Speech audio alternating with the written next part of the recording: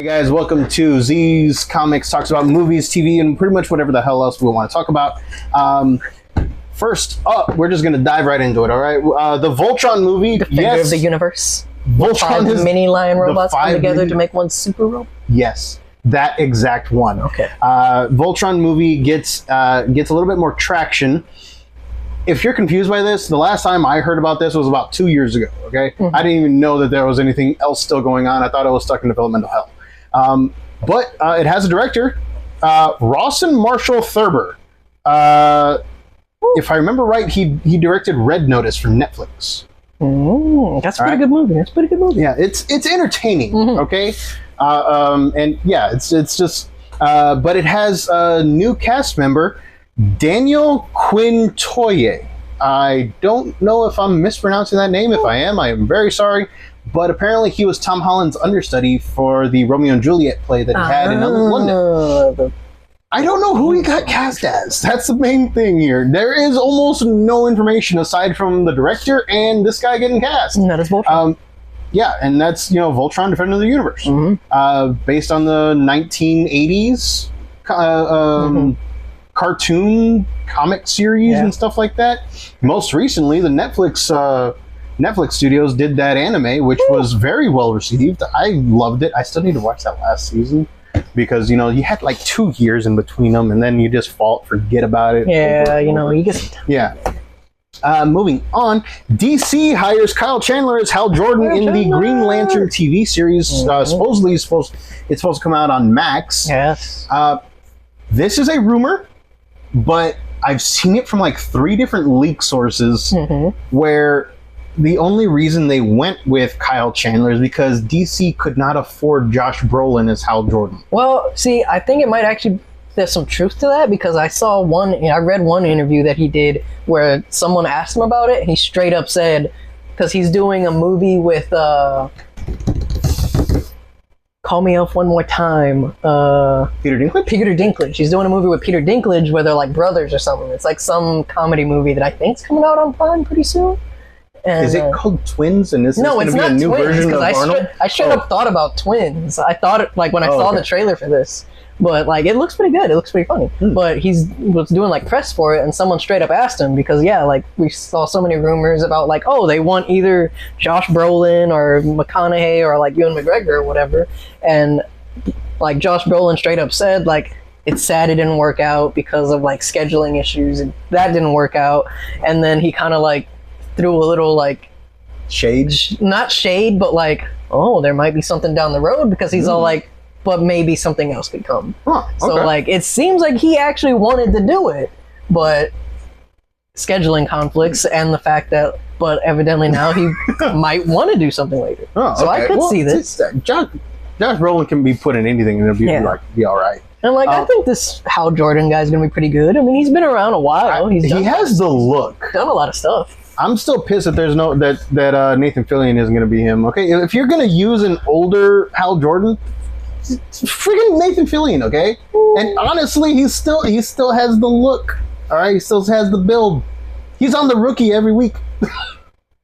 Yeah, but this is a hill I'm going to die on, okay?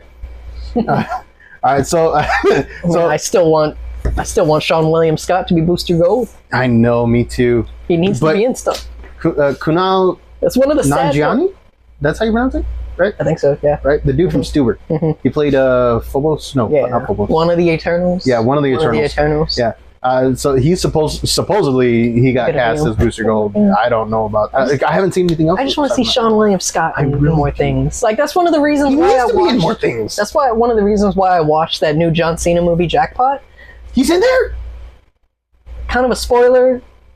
Only for the first 5 minutes. Damn it. Because the whole concept of it is California made a new lottery that happens once a month, and you all everybody that's a citizen there that lives in Los Angeles or California gets a ticket, and they randomly select it at 7 o'clock, and you have all the way until not midnight. I think it's whenever sundown is. It might happen at the drawing happens 6, and then you have till sundown to survive because it's straight up in the movie. after like you find out who you are, like it's broadcast to everybody, like, hey, this person won the millions, or in this case billions, because nobody really won for a while, the billions of dollars. This one person won it. You cannot use like guns or like anything like that, but you can use knives, whatever, your fists, and whoever kills this person before sundown immediately wins the money. If the person makes it till sundown, okay, they keep the money. But it opens up with Sean William Scott being a guy that won, and sadly gets taken down by an old lady. Damn. And I'm like, but like for the few minutes he's in there, I'm like, yes, he's back, he's doing great. And then I'm like, oh. That's sad. Anyways, that was kind of like a, yeah. Getting back on track, John Wick's 10-year anniversary is this year. Did you know about John this? Wick's. 10 years. I was using the possessive John Wick's. Okay. 9-9. I was watching 9-9 before I came here, so yes, Nice. you know, it's fresh on Those the pops are going to be in soon. I might actually take the Terry one because like Terry loves Terry yogurt. Crews is amazing, Yeah. and like big guy. All right, back on track. John Wick's 10-year anniversary has the movie returning to theaters on November 3rd and Yes. November 6th, with exclusive sneak peeks at the new movie set in the same universe, The Ballerina. I think it's actually John Wick Ballerina. It's John Wick Ballerina. I think so. I think that's what it Is said. Keanu Reeves performing? Oh, he's straight up in the trailer for it. What? Yeah. But this takes place between. This takes place between. I know it takes place between one of them. I just can't remember if it's between 2 and 3 or 3 and 4. But it takes place between certain movies, so he is definitely alive. Huh. They're Tarantinoing an entire movie series. for the most part. All right. Next up, DC has announced the Dynamic Duo, a new animated movie featuring Orphan Thieves, Dick Grayson, and Jason Todd. Definitely an interesting twist on that. Yeah, it kind of reminds me of how all of the Robin, all the Robins were like basically just orphans in what was it, Gotham by Gaslight? I think so. Yeah. Yeah. So kind of reminds me about that. It's definitely giving me the vibes of like, okay, it's like everybody wants to make sort of like a Optimus Prime, like how Optimus and like Megatron are like buddies and everything, and then now they're making it like, oh, Scar and Mufasa were friends and are brothers or whatever, and it's like it just seems like that's what they're going. I mean, for this. Scar and Mufasa were brothers, I know. like actual brothers, and now they're just like they're not. he's adopted Yes, now they're not actual brothers anymore. That's another hill that we can't get into right now. But Supposedly. Now this is not confirmed for sure yet, but they're going to be using multiple different types of animation styles. That it's like a certain whatever studio they partnered with evidently is like famous for pioneering this specific style of art. Well, dude, like I read that it was going to be like puppeteering, claymation, stop motion, traditional animation, live action, CG, like all rolled into like that. one, Yeah. and it's like I saw a video of it because it wasn't like a specific video of it. It was like an announcement video that someone was doing about talking about this new movie, and they showed clips of like stuff that this studio has done, and it looks kind of interesting, but at the same time, I guess just because of the fact that it's so new, it just looks kind of weird. Like I'm not really sure how to describe it like really good. Yeah. But I mean, if it works, it works. You know, at the Lego movie. They can do anything. Like for me, no matter what, I'm always like, hey, if somebody like, as long as there's like that passion behind it, just exactly how like the Transformers movie, you could tell was passion behind it. This new one, I'm all for it because you can hardly ever really go wrong whenever you got people that really care about the stuff they're doing. Yeah, it leaks through into like medium. It's fantastic. But yeah, so I'm kind of hoping that this turns out really well because I really like the dynamic between Nightwing and Red Hood whenever they have comics together. Like it really is just two brothers just like dogging on each other the entire time. It's funny as hell. But yeah, so hopefully we'll get some. Yeah, he's the Robin that replaced him. So like, there's always that. Like hopefully we get some more news about that soon. Moving on. we will be doing a spoiler-ridden review of Transformers No, it's coming. 1. We know it's been a while, but we don't have much money, been- guys. It takes us time to get to these. Well, no, I was always planning on doing a spoiler review. That's why I was waiting a while. But, you know, yeah, money's too. But yeah, so it's been about, what, a week and a half? 2 weeks? Maybe 3-ish. Because... Yeah, but it's been about 2 weeks since Transformers 1 came out. So you've had time, okay? The 2 weeks has passed. Transformers 1, let's get right down to it. I am a huge Transformers fan. 1980s, like, I may have been born in 89, but I he is rented... so huge that he cannot thoroughly enjoy any of the movies besides the Transformers movie. 1986 one. All right, so I enjoy the first Bayformers and Bumblebee. Okay, that's my victory. I enjoy the first one and Bumblebee. I'll give you those. We talked about it last video. The first one for Bayformers, it's tremendous, classic. It has the awe-inspiring feel to it. It does. Okay, I will give it that. Bumblebee Especially has that nostalgia look, especially for the first 10 minutes, man. Yeah. The first 10 minutes is what we should have gotten for that entire damn movie. It was a Wolverine Origins thing where like the first 10-15 minutes should have been the movie. Exactly. But it wasn't bad like Wolverine Origins. Yeah. But yeah, talking about Transformers 1, you know my passion behind Transformers. I can't stand Revenge of the Fallen on up. Okay? I freaking love this movie. Transformers 1 is probably the best Transformers movie that they have released since the 1986 movie. And yes, I'm including the one that from Transformers Prime. Okay? The straight-to-TV movie. All right? It opens up and it's just great, man. The animation took me a second to get used to, but it after a while it just feels right. Including the facial expressions and stuff like that, looks good. Orion Pax, not Optimus Prime, okay? Optimus Prime is almost non-existent in this movie. And here's what I mean by that. He has to grow into him, okay? Peter Parker isn't Spider-Man until, you know, Uncle Ben dies. All right? Stuff has to happen in order for Optimus Prime to come out, for Orion Pax to be Optimus Prime. Yeah. And in the original origin from the comics and the cartoons, Orion Pax and Megatron, they didn't know each other, but Orion Pax was just a lowly factory worker, and he idolized the Decepticons because they were the military force, and he wanted to be strong like them. He wanted to protect people. And then the military force broke bad, and the first attack was on Orion Pax's factory. Like, he was a foreman there. Him, his girlfriend, and his best friend, who later became Elita 1 and Ultra Magnus, were among the first ones reformatted by Alpha Trion. This is not that origin story. And that is completely fine by me. It mixes over 40 years worth of origin stories, backstories, and all that stuff, and it makes a movie that is just fantastic in its own right. In here, they're still kind of factory. They're miners, okay? They work in the mines. Was it D16? Yeah, right? D16, who eventually goes on to be Megatron. Orion Pax eventually goes on to be Optimus Prime. They're buddies. They're brothers, all right? And not actual brothers, but they're like they're family. You know what I mean? It's that friend that you meet and you just become so close that you're like, hey. Exactly.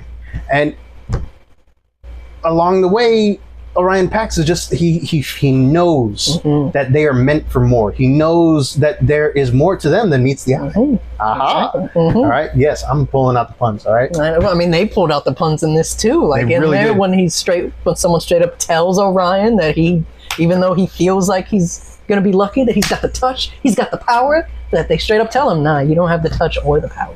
Yeah, and they haven't earned that song yet, but at the same time, they would not let him. They legally did not earn it. Yeah, they really didn't earn it. I'm hoping that it gets put in there soon.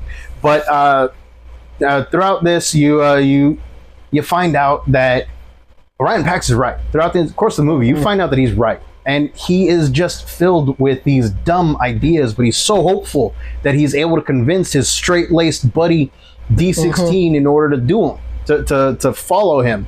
And he inspires all of the, or some of the bots around him in order to do that. But it never works out. Okay? They eventually find themselves fired from their jobs. The Alita 1 gets transferred, straight up fired, denied a promotion. He saves Jazz's life by disobeying orders. All right, that came out of nowhere. But he did lose his leg. He did lose his leg. Lost an appendage. Jazz be losing appendages in every movie. Like the first movie, the first Bayformers movies, everybody straight up said, "Oh, they killed the black guy." But yeah, it eventually Orion Pax convinces D16 to do something crazy, outrageous, in order to get noticed by the top brass. Well, it kind of backfires on them, and they get sent to trash duty, pretty much. And that's where we get the star of the movie. Yes, B120. No, just B. All right, we're just gonna call him B. Badass, as they say. Yep. Yeah, Badass. You got to pronounce it right. You got to do the shakes. But yeah, the callbacks to everyone's past performances. Atron. Oh my god, I laughed so hard. He laughed so hard he missed a following joke. That was my dad. There's another.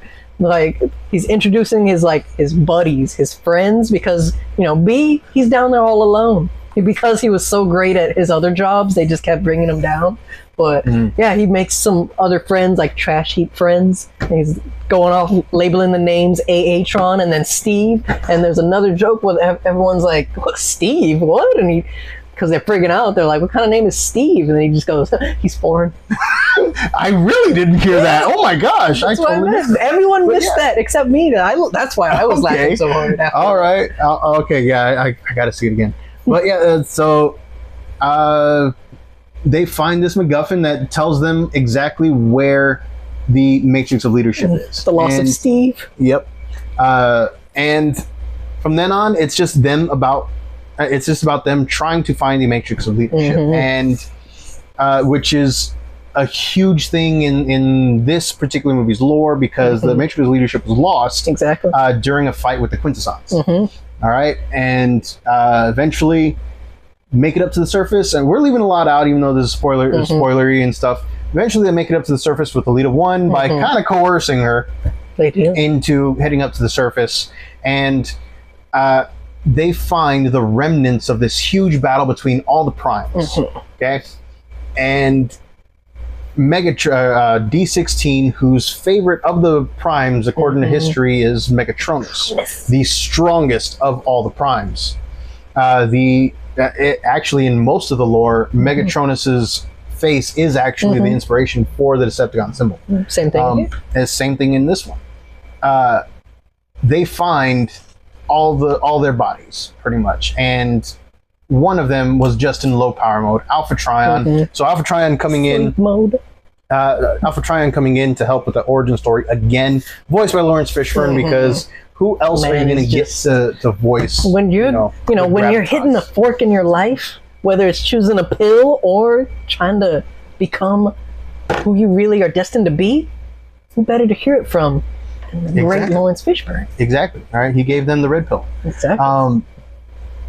So when Alpha Trion is revived, you get more of the backstory. Apparently, the newest leader of the Transformers race, the Sentinel Prime, voiced by John Hamm, betrayed all of the primes and tried to take the Matrix leadership for himself, which caused it to disintegrate and go back to where it came from. Leadership ain't taken; it's earned. At that point is when you start to see the cracks in D16's psyche, pretty much. Seeing that everything in his life was a lie. Everything according to the rule book. He's followed the letter of the law all the time, and it's just it's just too much for him, and he just starts to break. Finding out that he was decepted. That wasn't even No, matter. no. I'm still going with it. Okay. Deceive, Decepticon. But yeah, it's eventually you start to see, you know, Megatron or D16 is just he can't hack it anymore. He doesn't want to just have. He doesn't just want the truth to come out. He wants to straight up put Sentinel Prime down. He wants to send him back to Primus. All right, and Orion, Elita 1, B, they're trying to do the right thing, but at the same time, you got your buddy over there freaking out. And he's tweaking. Yeah, he's starting to freak out. And Alpha Trion over here is not helping things. He straight up gives them, you know, the tools to transform again. All right. And, you know, a lot of stuff happens, okay? But eventually they meet the old Iacon Imperial Guard, and they're led by Starscream. Yeah. Voiced by Steve Buscemi. Yes, voiced by Steve Buscemi. And eventually, just D16 just beats the ever-loving crap out of him and almost chokes him to death.